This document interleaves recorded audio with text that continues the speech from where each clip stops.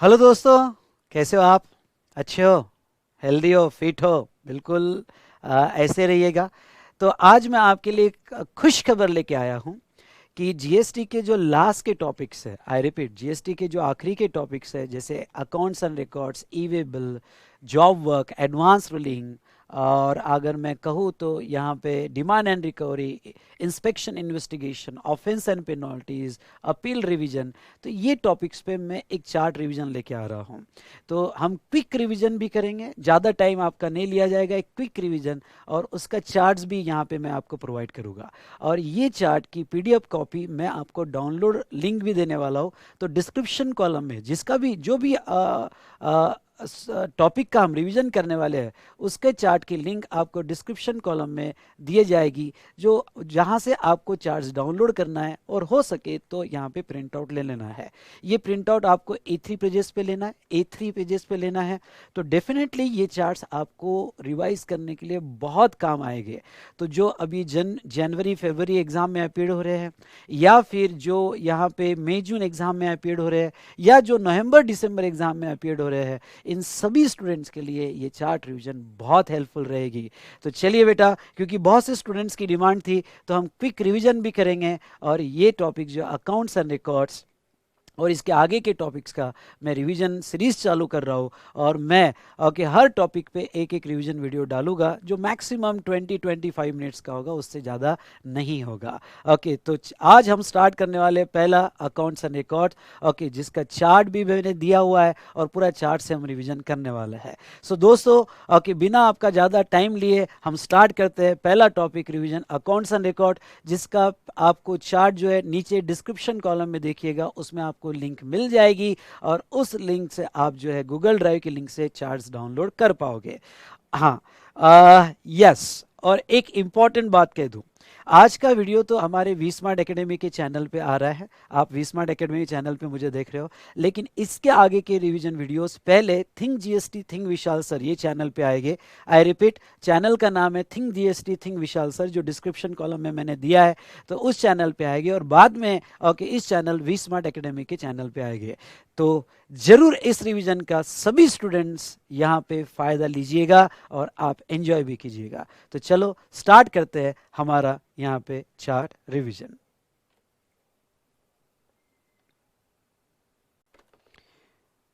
Well, तो start करते हैं revision on accounts and records. ठीक है, एक है अकाउंट्स एंड रिकॉर्ड से रिलेटेड। यहाँ पे मैं आपको कहूँगा कि मैं पहले तो रजिस्टर पर्सन, नॉर्मल किसी भी रजिस्टर पर्सन को अकाउंट्स एंड रिकॉर्ड कैसे मेंटेन करने पड़ेंगे, वो यहाँ पे बताऊंगा।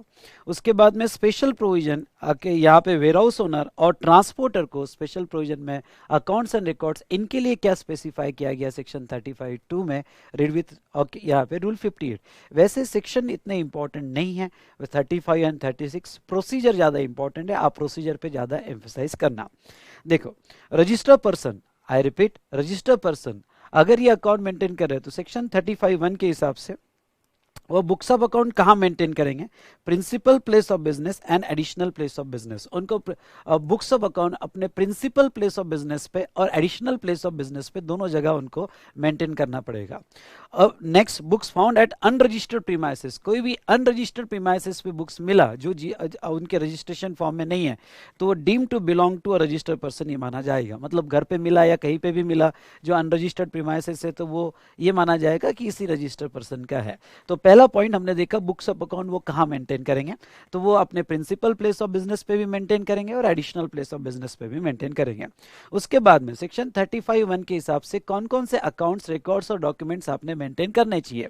तो अगर बात हम अकाउंट्स की करें, रिकॉर्ड्स की करें, तो यहाँ पे production of goods, inward outward supply of goods और सर्विसेज, स्टॉक ऑफ गुड्स, उसके बाद में output tax payable and paid, ITC availed and other particulars. यानी उनके स्टॉक रिकॉर्ड्स और टैक्स पेड इंक्लूडिंग आईटीसी के रिकॉर्ड्स उनको यहाँ पे मेंटेन करने पड़ेंगे। लेकिन बहुत इंपॉर्टेंट बात जो आपको ध्यान रखनी है, स्टॉक रिकॉर्ड और मतलब स्टॉक ऑफ गुड्स और आउटपुट टैक्स पेड और पेएबल, ये जो है कंपोजिशन स्कीम में अगर आप होगे, तो ये आपको मेंटेन करने की कोई भी जरूरत नहीं है। नेक्स्ट एक इंपॉर्टेंट पॉइंट आपके साथ डिस्कस करना चाहूंगा, और वो ये है कि if goods are kept at other than declared location, मतलब कोई ओके गुड्स जो है कई अदर ऐसे लोकेशन पे जो आपका रजिस्टर प्लेस नहीं है, तो वो डीम टू सप्लाई माना जाएगा और उसके ऊपर टैक्स दिया जाएगा। आई रिपीट, डीम सप्लाई और उसके ऊपर टैक्स पे किया जाएगा।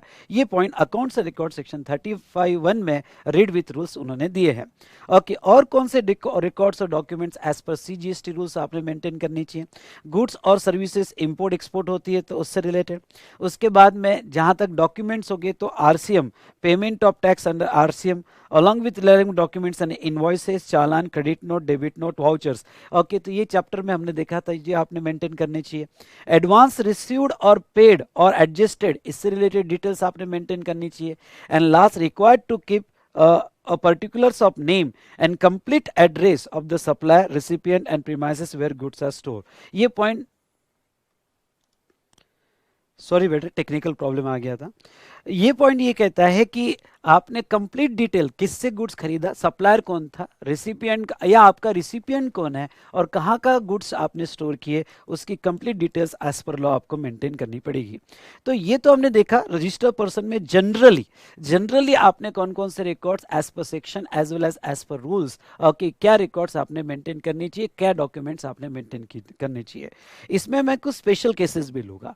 सर स्पेशल केसेस कौन से? जैसे ओके, ये जनरली तो सब नहीं मेंटेन करना चाहिए एक्सेप्ट कंपोजिशन स्कीम का हमने देखा, लेकिन अब यहाँ पे रूल 56(11) क्या कहता है, फटाफट देखो। Okay, record to be maintain by agent, agent ने किस टाइप के, फिर वो एजेंट खुद का इनवॉइस दे या ना दे, एजेंट ने किस टाइप के रिकॉर्ड्स मेंटेन करने चाहिए। तो यहाँ पे particulars of authorization received from each principal, यानी जब भी वो सप्लाई करेगा तो प्रिंसिपल के ऑथराइजेशंस को वो मेंटेन करेगा।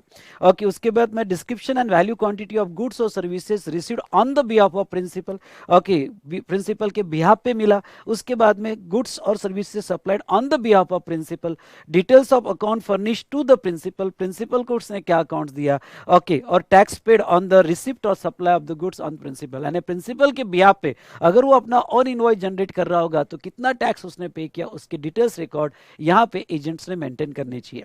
उसके बाद में records to be maintain by manufacturer, manufacturer को जनरल रिकॉर्ड्स जो हमने देखे, इन एडिशन टू दैट, यानी ये जनरल रिकॉर्ड्स तो सबके लिए, in addition to that manufacturer के लिए मंथली प्रोडक्शन अकाउंट, यानी मैन्युफैक्चरर को मंथली प्रोडक्शन अकाउंट स्टेटमेंट बनाना जरूरी है, जो रॉ मटेरियल या services use in the manufacturer, यानी कितना रॉ मटेरियल आपने यूज किया, सर्विसेज कितनी यूज की, इसका पूरा मंथली बेसिस पे डिटेल्स देना पड़ेगा। और quantity details of goods manufactured, waste और बाय प्रोडक्ट, ये भी उसको मंथली बेसिस में मेंटेन करना पड़ेगा। तो ये एडिशनल फॉर मैन्युफैक्चरर दिया है। उसके बाद में records to be maintain by supplier of services in addition to general provision for every registered person, service provider होगा तो रूल 56(13) के हिसाब से उसको quantity details of goods use in the service ये देना पड़ेगा, details of input service and details of okay services supplied, ये उसको रिकॉर्ड्स मेंटेन करने पड़ेंगे। और अगर वो वर्क्स कॉन्ट्रैक्टर होगा तो रूल 56(14) के तहत records to be maintain by works contractor, तो देखो फटाफट यहाँ पे okay, name and address of the person on whose behalf works contract is executed and each works contract wise, works contract का डेफिनेशन आपको पता है, हम फटाफट रिवीजन कर रहे हैं। तो वर्क्स कॉन्ट्रैक्ट के डेफिनेशन आपको पता है, तो हर कॉन्ट्रैक्ट वाइज किसके नाम, okay, name and address of the person on whose behalf works contract is executed, value, quantity, description of goods और services received for works contract, okay, इसके details utilize for works contract, यानी कितना आपने receive किया हर each works contract के लिए, each works contract के लिए कितना आपने यूटिलाइज किया ईच वर्क्स कॉन्ट्रैक्ट के लिए, इसकी डिटेल्स आपको लेनी पड़ेगी। And details of payment received for each works contract, okay, and name and address of the supplier, ये आपको वर्क्स कॉन्ट्रैक्ट के केस में डिटेल्स आपको देनी पड़ेगी। अगर आप क्लीयरिंग एंड फॉरवर्डिंग एजेंट होगा तो रूल 56(17) कहता है आपको true and correct records of goods handled on the behalf of registered person, वो आपको डिटेल्स देनी पड़ेगी। And produce details are required by the proper officer. तो ये बेटा जनरल रिकॉर्ड्स हमने देखा कि जनरली नॉर्मल सबको रिकॉर्ड्स कैसे मेंटेन करने पड़ते हैं और स्पेशल केस में कौन कौन से एडिशनल रिकॉर्ड्स आपको मेंटेन करने पड़ेंगे। ये तो बात हुई रजिस्टर्ड पर्सन के केस में। अब बात करते हैं बेटा यहाँ पे वेयरहाउस कीपर के केस में लॉ क्या कहता है और ट्रांसपोर्टर के केस में लॉ क्या कहता है। जैसे आप अगर ओनर और ऑपरेटर ऑफ गोडाउन या वेयरहाउस हो, आप रजिस्टर्ड हो या अनरजिस्टर्ड हो, रजिस्टर्ड होगा तो अच्छी बात है, अनरजिस्टर्ड होगा तो भी ये सेक्शन अप्लाई होगा जहां आपको यूनिक एनरोलमेंट नंबर लेना पड़ेगा। वेरी वेरी इंपॉर्टेंट, अगर आपका वेयरहाउस है और आप अनरजिस्टर्ड हो तो आपको ये लॉ अप्लीकेबल होगा और आपको यूनिक एनरोलमेंट नंबर जो है जीएसटी पोर्टल पे लेना पड़ेगा। सेक्शन 35(2) के हिसाब से आपको जो वेयरहाउस कीपर को कौन से रिकॉर्ड मेंटेन करने हैं, तो records of consignor, consignee and other relevant details of goods in such manner as prescribe, यानी जो रूल्स में दिए गए उस टाइप के रिकॉर्ड्स आपको मेंटेन करने हैं और डिटेल्स ऑफ कंसाइनर और कंसाइनी आपको मेंटेन करने हैं। फिर रूल में क्या कहा है, रूल 58.4 में कहा है maintain the books of account by warehouse keeper in respect of with respect to period for which particular goods remains in a warehouse, particulars relating to dispatch, movement and receipt and disposal of such goods, यानी period wise records maintain करना पड़ेगा और dispatch, movement, receipt and disposal of the goods उसका भी records maintain करने पड़ेंगे। Next जो important point rule 58.5 में कहता है store of the goods in such manner and store the goods in such manner that they can be identified atom wise, owner wise and shall facilitate any physical verification और inspection by proper officer. मतलब ये warehouse keeper की liability की उसने इस तरह से store करना चाहिए कि एटम वाइज, ओनर वाइज वो इजिली आइडेंटिफाई हो सके और हमारा ऑफिसर जब भी फिजिकल इंस्पेक्शन के लिए आए तो उसको इजी हो, वो फैसिलिटेट करे। ओके, तो ये था regarding to warehouse keeper. Transporter, transporter की क्या जिम्मेदारी है, ट्रांसपोर्टर रजिस्टर्ड होगा तो कोई दिक्कत नहीं, और अगर ट्रांसपोर्टर अनरजिस्टर्ड होगा तो उसको भी यूनिक एनरोलमेंट नंबर लेना पड़ेगा। ओके, सेक्शन 35(2) के हिसाब से उसको कंसाइनर, कंसाइनी की डिटेल्स और अदर गुड्स की डिटेल्स देनी पड़ेगी as per rule.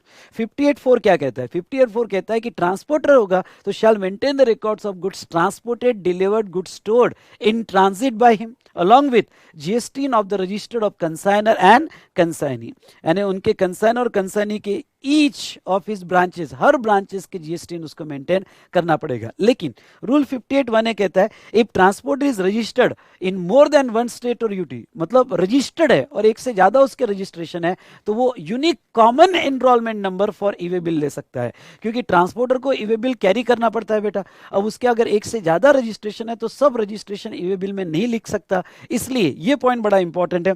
E-way bill easy करने के लिए ओके वो रजिस्टर्ड है पर वो यूनिक कॉमन एनरोलमेंट नंबर ले सकता है। तो बेटा ओके, यूनिक एनरोलमेंट नंबर और यूनिक कॉमन एनरोलमेंट नंबर में क्या डिफरेंस है? यूनिक एनरोलमेंट नंबर मतलब वो ट्रांसपोर्टर अनरजिस्टर्ड है तो यूनिक एनरोलमेंट नंबर लेना पड़ेगा, और ट्रांसपोर्टर रजिस्टर्ड है लेकिन उसके एक से ज्यादा रजिस्टर्ड जीएसटी है तो वो ईवे बिल को इजी करने के लिए यूनिक कॉमन एनरोलमेंट नंबर लेना पड़ेगा। ये मैंने रेगुलर कोर्स में आपको पढ़ाया था।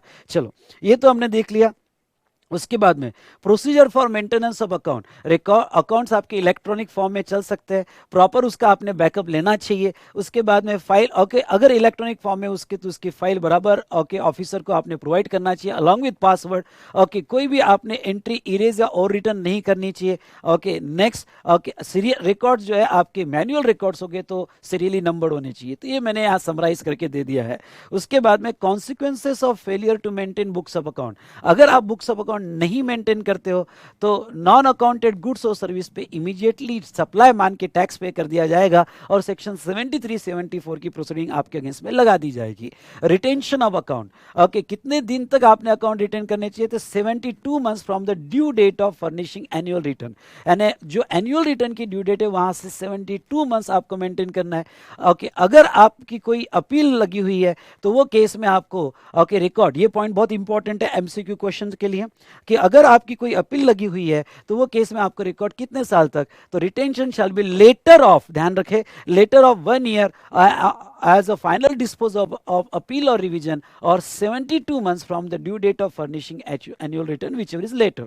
मतलब अगर आपकी अपील से 1 साल पहले हो जाता है तो बाद ओके 72 मंथ्स यानी 72 मंथ तक आपको मेंटेन करना पड़ेगा। लेकिन 72 मंथ्स हो गए पर अपील में अभी भी केस, तो फिर जिस दिन अपील डिस्पोज होगी वहां से 1 साल तक आपको और मेंटेन करना पड़ेगा। उसके बाद में ऑडिट्स एंड अकाउंट, बेटा आपका ऑडिट रिकॉर्ड्स के audit compulsory statutory audit bye CA-CMA होगा अंडर सेक्शन 35(5) के तहत। ओके, अगर आपका टर्नओवर जो है 2 करोड़ से ज्यादा, लेकिन 2 फाइनेंशियल ईयर के लिए 18-19 और 19-20 के लिए 5 करोड़ का लिमिट दिया है। ओके, 18-19 और 19-20 के लिए 5 करोड़ का लिया है, वैसे एक्ट में 2 करोड़ है।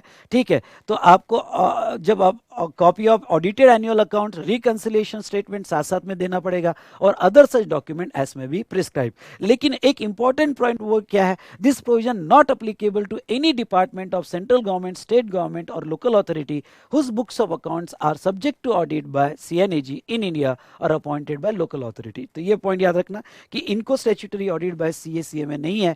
Okay, government department, local authority जिसके बुक्स ऑफ अकाउंट CNAG या appointed officer bye local authority वो होगा। तो इस तरह से हमने ये चार्ट कंप्लीट किया बेटा। ओके, स्मॉल रिवीजन थी अकाउंट्स एंड रिकॉर्ड की। नेक्स्ट रिवीजन नेक्स्ट सेक्शन में हम कल देखेंगे। ई वे बिल, इसी तरह से आपको चार्ट मिलेगा। ओके, और इसी तरह से फटाफट मैं आपको रिवाइज करके दूंगा। ओके बेटा, thank you, all the best, पढ़िए जरूर। और ये चार्ट का प्रिंट निकाल के आपके पास रखिए, आपको डेफिनेटली हेल्प होगा। ऐसे ही 10-15 मिनट में मैं आपके सभी चैप्टर्स रिवाइज करके दूंगा और डेफिनेटली ये चार्ट से आपको ओके चैप्टर्स पढ़ना बहुत आसान जाएगा। Thank you, all the best.